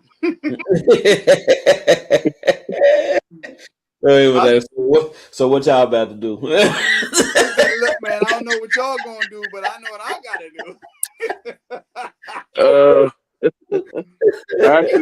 Actually, if I want to be honest, it's my eyes watering for some reason. So I don't know if y'all noticed me. I've been doing this the whole time I've been sitting here. Yeah. I got some. I just had to turn it. I'm in this room out of town while I'm at a conference for work. Mm-hmm. And I just had to turn the air off because my eyes was watering. So just being transparent. I learned today I need to be transparent. Air circulation in the room. It must be. It must be so. Because you can't open no windows. Exactly. But no, it's definitely most definitely good. Talking to you guys, and for those that are listening to us on the various platforms, I want you to stay tuned. In the next couple of weeks, we may have a big announcement for everybody. Woo! We may have a big. We got some things that we working out, and you might see a new improved stars talking Cowboys and Mr. Cowboy Nation and others. So just stay tuned for some. And you got the princess, the queen of Cowboy talk, Cowboys Nikki, with her doing her thing. So just stay tuned. We're gonna try to do some bigger, better things for you guys. Yep. And we got some others up under our wing also. So we're gonna try to do it different than what everybody else has been doing. Mm-hmm. Most definitely have to. I think we have enough knowledge, we have enough skill set, and there's so many new things out here now that we can raise our bar. A little bit more. Yeah, and that's what it's about at the end of the day, man. And getting better, evolving. Yeah, not staying basic. And we're not talking about AI either. You ain't gonna see no AI Cowboy Nikki up there. Really, no AI. We're not gonna be doing AI. No, we ain't doing no AI. Kevin can't have. Kevin Yeah, I'm can't be scared of that AI, man. I'm good on that. Yeah, I'm good on the AI. Oh my God. It was fun first couple of days, but it's like, nope, I'm good. Oh man. I'm done. So somebody made a AI picture for me. Hell, I tell you, Drew, he made an AI picture of me, and I put it up on my story. And oh my God, I'm me being in a committed relationship. I had to tell people that's AI. That was an AI picture. That was AI. Tell Drew not to do that no more. That was AI. Drew trying to set you up for all that talk he used to say. Yes. All that nonsense. He trying to set you up. Well, he can have ass C, so.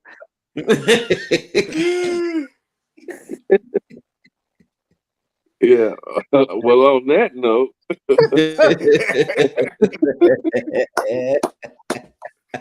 it was definitely fun getting back with you guys. For me, after being off a few weeks, I know that you guys been holding it down while I was down, but it was definitely there for me to get back in the fold. We got the combines starting next week. But we'll get back on and combine, and then we got the tag that started coming out. Yeah, the tag window has started, so you're gonna start seeing guys getting tagged and all that. So, but what I'm noticing about this though, it's like teams don't even really want to go towards tags no more. Yeah, they just kind of at a point to where they saying let them walk. We'll find something else, or they dangle on the long enough we can get them back. It's like people don't want to do tags no more. Just like I seen a report about Seattle, they're gonna let Walker go. They're just gonna let him walk. They letting Walker go. How you letting your MVP running back go? Yeah, because I think teams are seeing, especially how these kids are coming out of college, how these younger coaches are building their roster. Green Bay is our rival, but one thing I gotta give them, they went young, and those teams are competitive. They're very competitive. Yeah, they're always competitive. So the days of building these super teams with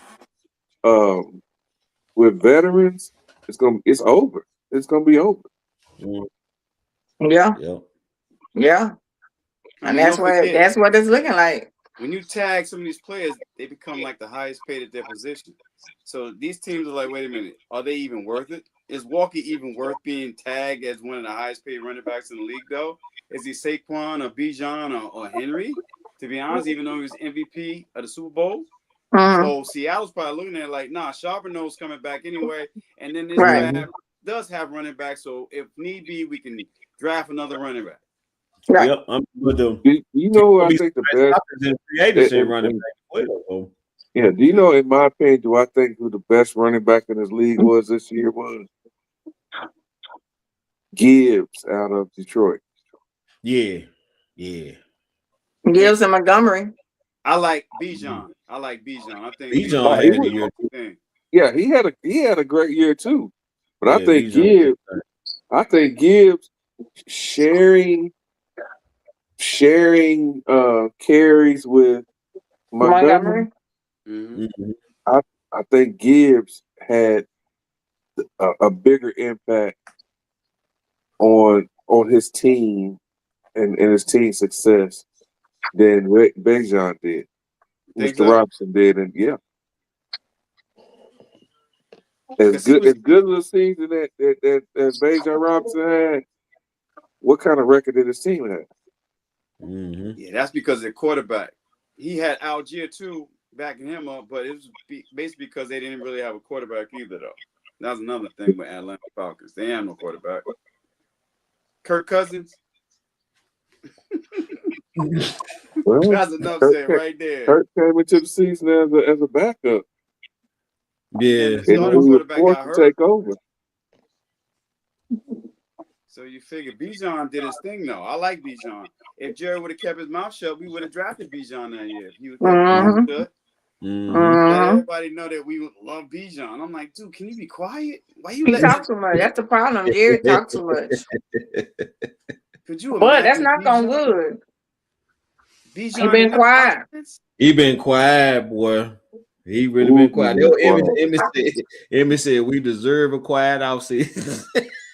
Anybody got any Yes, wood? he You need to did. knock on wood right I now. just knocked on it. Man, Knock on wood right now. I just knocked on it. Let's just hope it continues. For him to be quiet. So last time he was real quiet, and then he came out with the bullshit in the training camp. Damn, Jerry, just relax, man. Just chill out with the grandkids. Have a good time. yeah, relax. Play with Just your relax. wife. Do something. Calm down, brother. Charles ain't trying to play that, man. He just benefiting off it. Jones money. and Gene been together so long. That's why they're always in somebody's lawsuit. Yo, he's not in the Epstein files, is he? Well, they rolled the list out for all of the teams. They got the most stuff going in the Epstein file. Washington led with 18. And we had 7, right? And we had 7. I thought that was a joke. We had 7. Yep, Washington Giants. They were the number 1 and number 2. Wow. Yep, they were number 1 and number 2. Epstein's from New York, so it makes sense for the Giants. Yeah. Yeah, it was. They had. Yep, and they said that the Giants was it the owner? Yeah, tried to buy the Super Bowl. Talking about he was friends with Epstein because he needed dates. I'm like, for real, that's what we're doing. That's what he said. I'm like, you need dates? Really? You a billionaire and you need a date? Okay. Right. You're a billionaire. You know what? You know what we're gonna have to do one day? We're going to have a non-football show.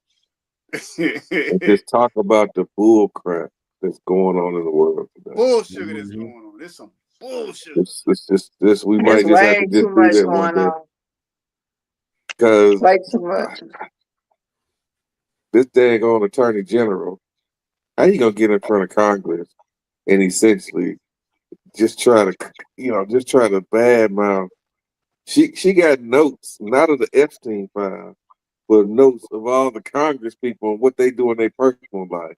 They ask her a question and she don't answer the question. Well, didn't you go buy this amount of stocks? Didn't you go do this? I wanted to say, you know what? This is pathetic. Politics has really become pathetic. Mm-hmm. Yeah. Mm-hmm. Yeah. They have become a game. Personal now. Everything is personal. Personal. You can't have a private life. Well, like I keep telling everybody, this election is the most election that really, really counts because this is your Congress, your senators, and your judges. This is the election that counts. These are the people that make laws. These are the people that has the stand to have kickback on anything that Trump presents to them if it's not good for the country or worth it. So this is the most important election that we all need to show up, turn up, and vote for. Mm-hmm. And there's already some BS going on here in Texas. There's gonna always be something in Texas with Jasmine Crockett. I'm sorry, I seen a lady on TikTok that said she went in for early voting. She took her passport, and they said that because they couldn't verify it because she didn't have her real ID on her, they turned her away from voting. That passport is king. You know what I'm saying? Yeah, passport normally trumps a license. Yeah, exactly. But the thing about it, you shouldn't even need that to vote. That's the point. You shouldn't even need that to vote. Just ID to vote. They're trying to suppress our voting rights, which is crazy. They're trying to scare us. They don't want us to vote. They want us to not show up to polls. They want us to not vote. They want us to say, I don't have this, I don't have this, I'm not going to vote, or nothing going to change, or, whatever. But we have to be the change. We have to be the ones that stand up and be the change. Exactly. Polls. I said today in my class at work, I didn't mention political party. I didn't mention, who I was going for, who I wasn't going for.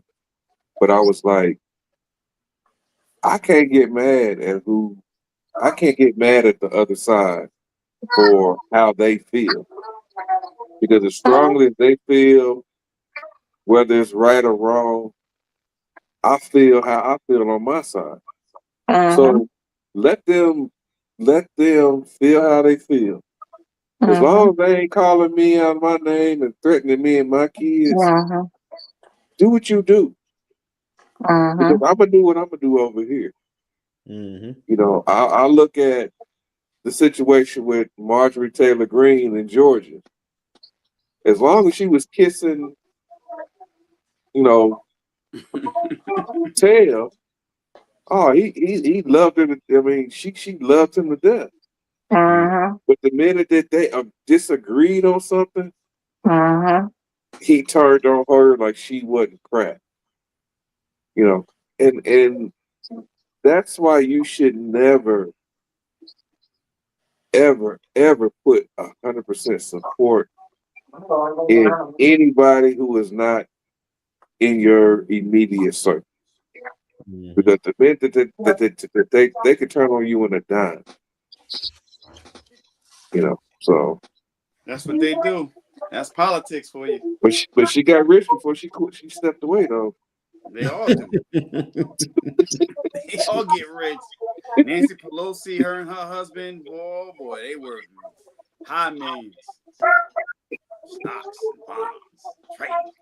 Here's what it is. Yeah, it is what it is, and we'll never be treated fairly. We'll never ever have that fair treatment that we deserve, that our ancestors stood up and fought for.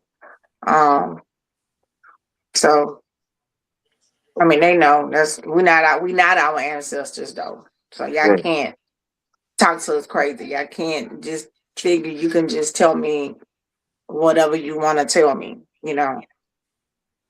Because you actually have people out here like that. They get scared. You say something, just say one thing wrong to them, and now they scared. They scared. No, we're not doing that. Not at all. We had a corporate meeting yesterday, town hall meeting, and they turned our mics off, to where we couldn't give an opinion on something. An opinion about something that we didn't like. Yeah, they did the mics but they can control them to where we couldn't just log in, click the button and talk or speak. They did it to where they didn't. And they did, and their reason for doing that, they said, because they needed the meeting to stay at the time they needed it to stay at, and they didn't want the conflict, or they didn't want the disagreements about certain things, or whatever. So when we could send a message through the little chat thing, and then they would respond back to that, and or whatever. So it was like me, maybe three and four other, maybe me and like four other girls.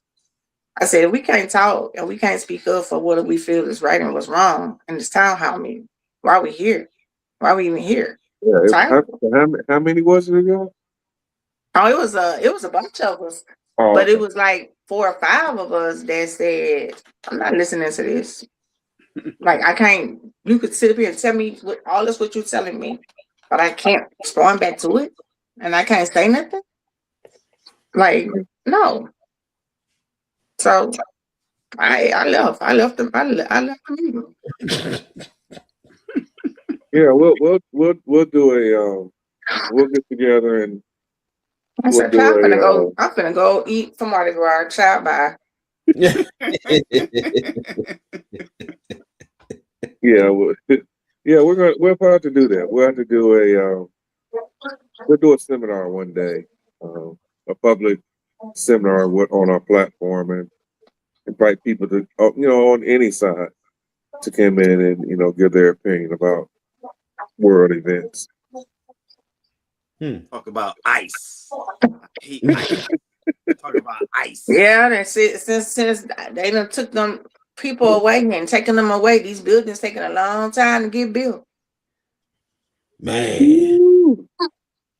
Buildings taking a long time to get built, but I mean, with you guys as being, bosses and supervisors and stuff. I mean, does it make you feel differently about a coworker or someone that's working under you if they come to you and they tell you something that they don't like or they don't feel like you're doing fairly or doing it properly towards them? Do it make No, you feel some type of way? Do it make you feel like, or do you use that as growth? I welcome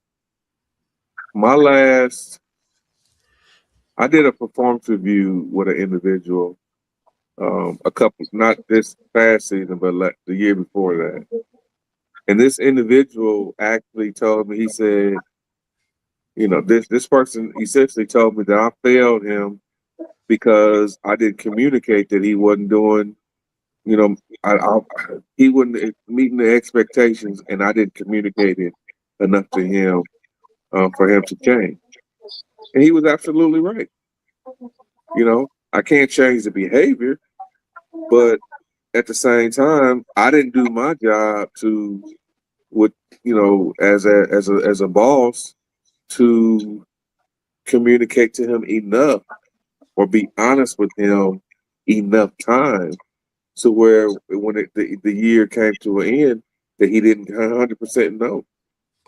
So I welcome people telling me, that I'm not doing what I'm supposed to do, as long as I'm not being unethical about something.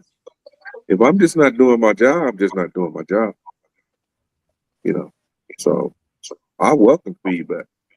I want feedback. Yeah, I get it.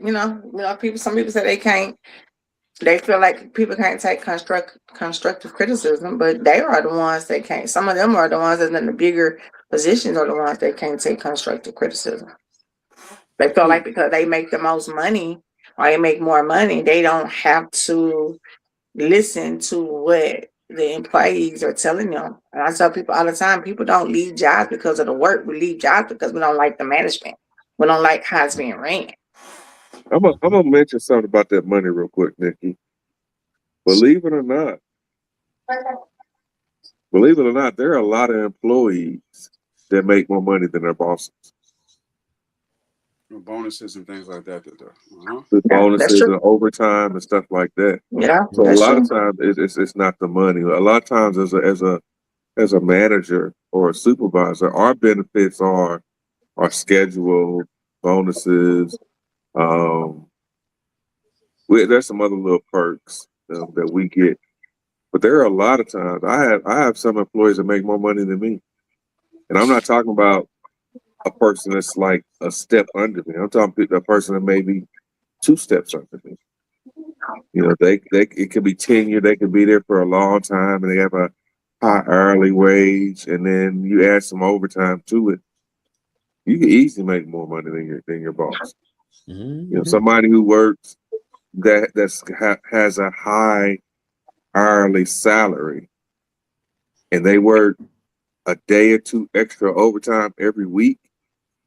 If you can make $25,000 to $30,000 a year in overtime on top of your salary. You can easily make more money than your boss. Mm-hmm. That's true. Yes. So, there are people who always say it's about the money. Sometimes it's not about the money. Sometimes it's about essentially, it's just about doing the right thing on both things. As an employee, you need to do what you're supposed to do to make sure that you provide the service or the goods or the productivity of doing your job. And as a supervisor, your job is essentially, I don't think some supervisors understand that your job is to essentially serve the employee. And what I mean by serve the employee, that's, giving directions, providing them with everything that they need to make sure their job's successful and this and that and the other. But yeah. Don't forget, some of these leaders don't know how to lead properly because they were never taught or trained, because they were put in those positions because of nepotism and because they know somebody. That's part of the problem. All our Matt Eberflus. Yup, that's true though. That's true. You know what I'm saying? You just somebody else is qualified, but you overlook him because they don't talk like you or look like you. But you're gonna put somebody else in that position who's not qualified. And it's the craziest thing, corporate America, that I hate. It's the craziest thing. Yeah, that's why they say it's not what you know, it's who you know. Exactly. Yeah. Well, I still say this, even though I'm on Central Standard Time, it's old man time. Well, at least we got an extra hour out of you. Yeah. That's right. Right, we did get an extra hour. We did get an extra hour out of them. But anyway, it's been nice. It's been real. We haven't talked in a long time, so we needed this end of the year talk going into this new year, new leave year. So yeah. Pray for no drama. That's it. No drama. Jesus, we don't need none. Jesus, we don't need none. We definitely don't. And I just kind of one more last thing. I just hate. I don't like the fact that they brought like all this stuff up about saying that Pickens had all these issues, during the season with fines and being late, and all these things like that. I just think this wasn't the right time to discuss that or bring that out. I felt like if you was going to discuss it and bring it out, it should have been said last year, and it should have ended with the season. Because we don't want that to be a trigger for him. Exactly.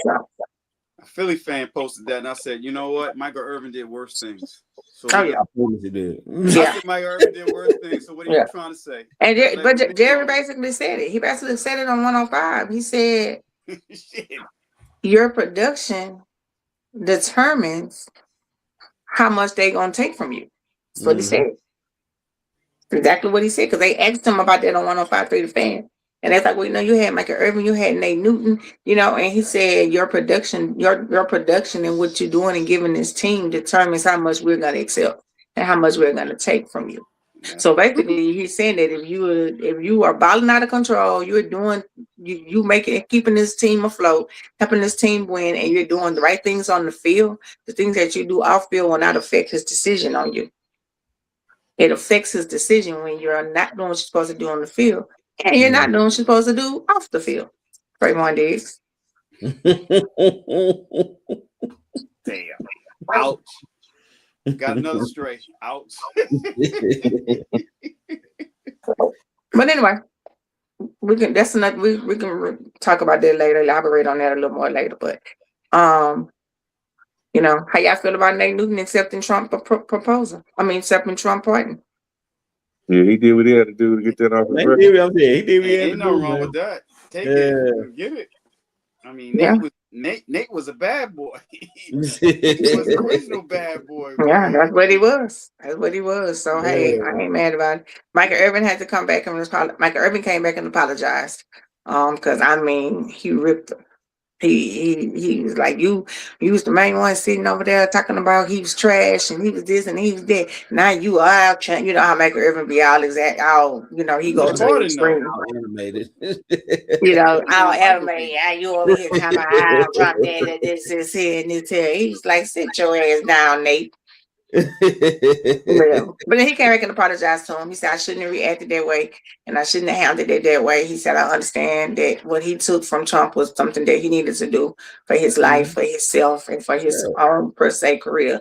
he had missed out on a lot of good things with his career because of what was being held over his head. So Mike's anyway, still mad. Yeah, I mean, my thing is, if Trump gave me $1 million, I'm gonna say, you know what? Thank you. Yeah. Shake his hand. I ain't gonna tell y'all where it came from though. I'm just like, we about to go spend this $1 million. Let me tell you something. I'm gonna get up there on Fox Network News and shake his hand and put my hand on his back. Oh, you know that's all you want to is a photo. You gotta have your mama to say some things in the dark don't ever need to come to the light. I'm gonna pull a who was it? Was it Cardi B or Nicki Minaj? Which one of them did it? I'm gonna pull a Nicki Minaj on his ass. Nicki Minaj and take that $1 million. No. Yeah, she did all that, but she's losing everything too. She losing. But hold on, as soon as the check clear, it's over with. She's just doing that for her brother and her husband. I be like, both crazy. Damn right, he was supposed to pay me. Damn right. But yeah.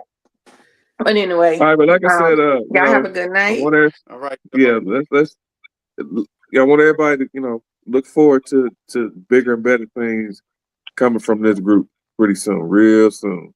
We got some things cooking for you.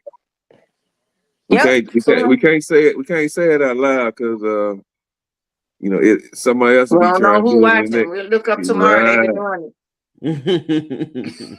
it. You see our idea popping up on ESPN. Are you saying somebody steals a secret sauce every time we on? All the time. All the time. Put Kelly coming up. I'm telling y'all, look, I'll tell you what I'm gonna do one day. I'm gonna take about 10 clips of our show at the end of our show, and I'm gonna take it to Magic City, and I'll be like, look, hey, we need to get that sponsorship. Come on. Give us a sponsor.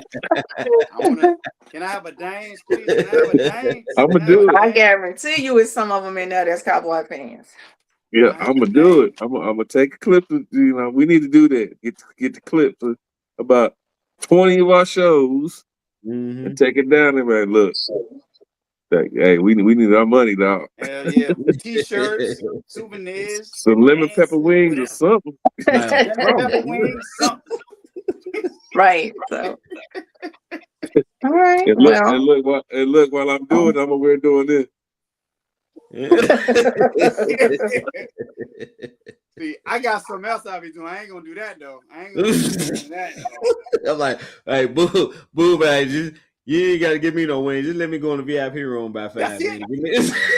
Sorry, I don't need no food. Don't worry about them. Y'all excuse them. It's hard working with men. And I'm the only female. Excuse them. DJ, wait a minute. Play that song again. Play that song on repeat. The long version. He want that T-Pain song. I'm in love with a stripper. I need the long version to every song tonight. I'm gonna tell y'all right now. I'm not fighting none of y'all wives, and I'm not taking up for none of y'all. I'm telling y'all right now. I'm right now. Run the tape back. I told their ass not to do it. Oh man. Run the tape back. I told their ass not to do it. You gonna take it out soon. I said you gonna take us out. Close the show out for us. No, I can't even do it. Y'all got Jerome, please do it. Jerome, take us out, bro. I cannot believe this. I'm being honest. We want to thank everybody for tuning in. Thank everybody for coming and participating. Like OG Fox said, be on the lookout. Hopefully, we'll be making an announcement very soon. Like I said, we're trying to elevate. Well, I ain't trying. We're about to elevate and evolve. And we're excited for the next chapter. And we hope you guys will come along with us. Yes. Yeah. All right. With that being said, good night, everybody. Good night. God bless. I'm sick of y'all. Bye.